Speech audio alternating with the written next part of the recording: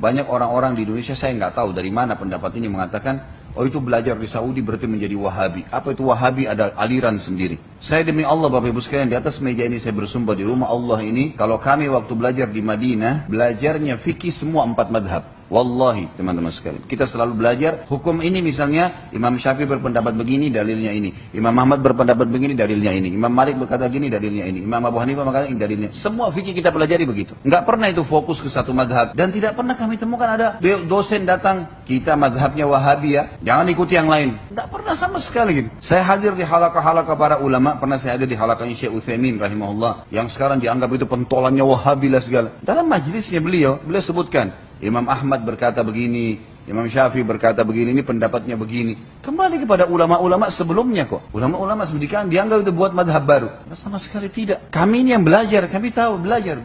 Bahkan tulisan tangan saya masih ada sekarang. Saya masih simpan beberapa tulisan waktu S1 dulu, yang saya tulis beberapa penyampaian dosen-dosen di kelas. Dan tidak pernah mereka mengatakan, nanti kalian ikut ini ya. Enggak. Ini dalilnya masing-masing, silahkan ikuti.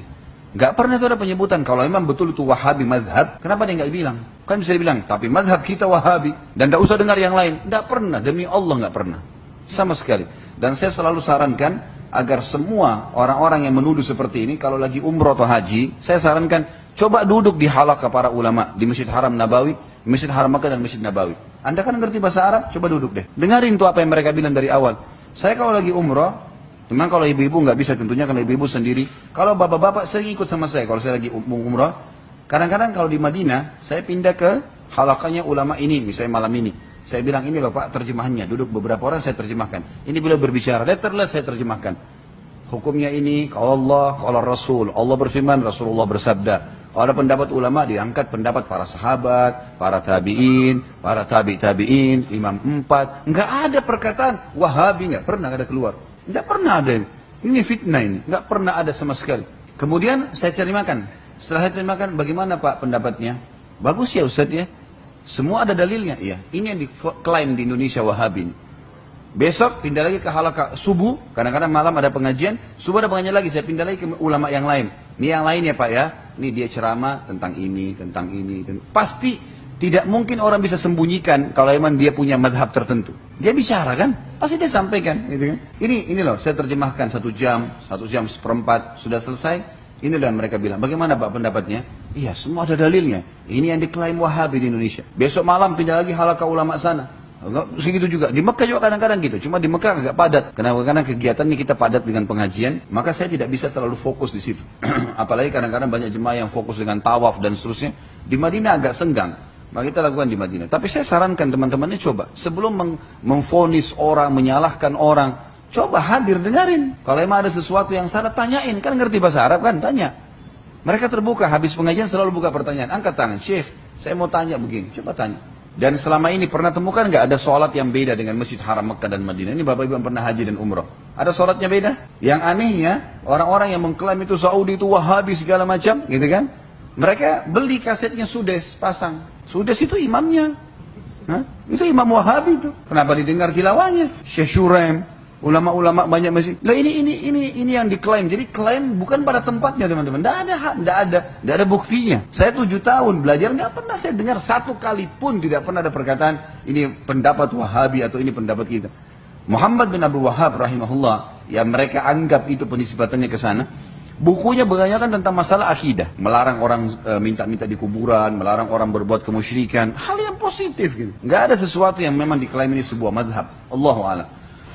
Dan saya temukan ini memang statement sering dikembang-kembangkan oleh orang Syiah agar memang disorotin ahli sunnah, apalagi orang yang kembali kepada ilmu syari yang benar ini diklaim dengan penisbatan yang seperti ini. Jadi kesannya momok yang menakutkan gitu. Padahal sebenarnya orang-orang yang diklaim sebagai Wahabi ini orang yang lebih hati-hati saja. Ada dalilnya kerjakan, nggak ada dalilnya nggak dikerjakan. Udah selesai kan? Sampai saya sekarang divonis ini khad bersama ini Wahabi. Udah terserah deh. Mau bilang Wahabi nggak apa-apa deh. Tapi silakan ikuti pengajian saya dan saya terbuka. Ada yang salah? Ingatkan. Selalu kita sampaikan Allah berfirman, Rasulullah bersabda. Apanya yang mau dikatakan salah ini? Kalau ada salah silakan. Saya insya Allah terbuka untuk menyampaikan kan. Dan kalaupun ada orang yang sudah kita ingatkan, tetap dia melakukan perbuatan bid'ahnya, syiriknya, silahkan saja. Lakukan, silakan. Yang penting kita sudah ingatkan kan gitu. Kalau mau terima, alhamdulillah. Tidak mau terima, ya sudah. Kan lebih hati-hati ya. Dan saya sudah bilang teman-teman sekalian, kita berada di zona aman. Ini meja kita bagi dua. Ini zona aman, ini zona tidak aman. Zona aman adalah kalau dalam ibadah yang ada dalilnya saja. Itu aman itu. Aman karena kita kerjakan pasti sudah ada panduannya kan, diterima. Kalau zona tidak aman, yang tidak ada perintahnya, ataupun bahkan yang dilarang kalau dilanggar. Kalau tidak ada perintahnya, bisa diterima, bisa enggak. Kan itu. Kita kerja di perusahaannya, kita kerjakan satu pekerjaan yang tidak diinstruksikan. Bisa perusahaan setuju, bisa enggak. Untuk apa kita masuk ke zona coba-coba nih? Nah, seperti itu saja. Jadi supaya lebih aman, muslimin kerjakan ini, karena ada dalilnya. Ini kalau dalilnya jangan dikerjakan. Tetap tidak mau ya silahkan. Bebas-bebas saja gitu kan. Tapi jangan salahkan kita karena ngingatin umat supaya hati-hati kan gitu. Hanya itu saja. Jadi menurut saya Allah alam ini klaim fatal sekali, ini fitnah ini. Nggak benar ini semuanya. Gitu. Dan bisa dilihat sholatnya bagaimana di Masjid Haram, Masjid Nabawi. Bagaimana pengorbanan kerajaan Saudi juga dengan kedua masjid ini. Bagaimana pengawasannya, pengurusannya. Semua jemaah kalau masuk di masjid, oh bagus ya, perawatannya bagus ya, dan seterusnya. Banyak hal yang dilihat. Pengorbanan ada. Pernah nggak Bapak Ibu temukan di Masjid Haram atau Masjid Nabawi ada celengan sumbangan? Bagaimana kira-kira kalau orang kita yang pegang? Saya nggak ngomong apa-apa, jangan lagi disalahin. Tapi udah kebiasaan kita bawa celengan.